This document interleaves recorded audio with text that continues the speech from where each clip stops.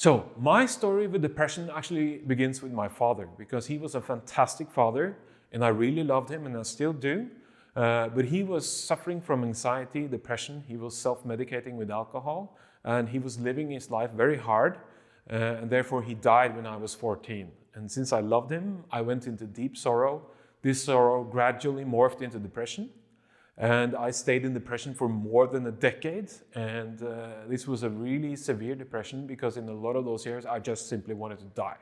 But I was able to overcome this. I was able to find my happiness by the same 14 steps that I'm going to teach you in this program.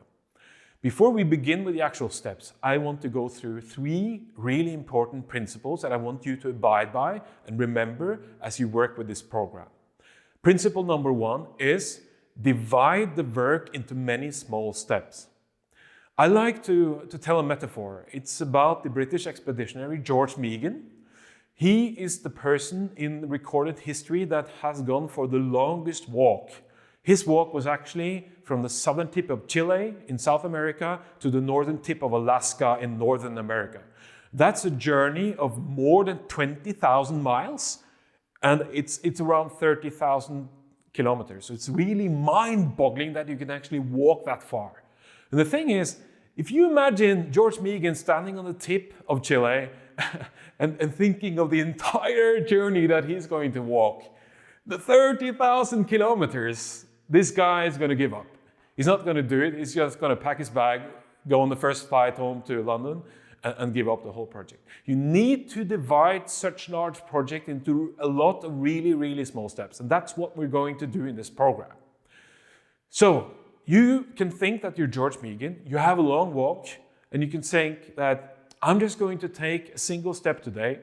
Tomorrow I'm going to take another step. And then before you know it, you will see that your life has improved so much. So that's the first principle. Divide the job into many, many small steps. The second principle is start with extremely low ambitions. And you can imagine 2 guys, 2 youth, 2 teenagers, let's call them Carl and Roger. So these guys, Carl and Roger, they each have their own coach. And the coach of Carl, he's an ambitious guy. He thinks that, Carl needs to really go for it right from the very beginning. So he puts the bar at 2 meters, which is around, 6, 7 feet. And Carl comes in, he jumps, and the bar goes down. He doesn't manage to go over it because that's really hard, right? But the coach of Roger, he has a different philosophy. So he's going to put the bar at 3 feet. And of course, most of us can get over 3 feet. So Roger runs, he's able to jump over the bar, and then the coach raises the bar an inch. And he continues to do this until, of course, eventually Roger is going to fail as well. But you can imagine if you have experiences with these 2 types of coaches, which coach is going to give you the highest motivation? Do you think that Carl or Roger is going to have the biggest improvement in their athletics over time? Which of them is going to give up the first time? Which of them is going to really hit that 2 meter the first time? That's the same way that you have to think when it comes to your depression. You need to put your ambitions in the beginning as low as possible. You need to put the objectives and the targets so low that when you start working with the exercises and the activities, you will manage to meet your objective every single time, ideally. The third principle is that you need to avoid beating yourself up verbally and mentally. And you're thinking, okay, come on, I'm doing this all the time. I am really being my harshest critic all the time because I have this inner voice that tells me constantly that I'm worthless, I will never succeed, I will never be happy, I will never find friends, I will never have a boyfriend or girlfriend, I will never succeed, all these things. So, the good thing is that the program is going to teach you how to silence that inner critic that keeps you down.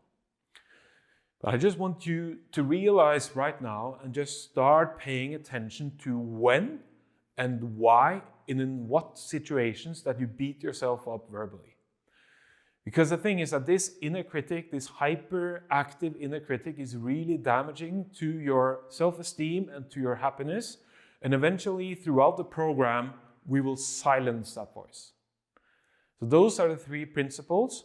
Divide the work into many parts, start with very low ambitions, and don't beat yourself up. And with that, I just want to invite you to follow the entire program, and we start now with step 1. I'll see you in the next video. Thanks.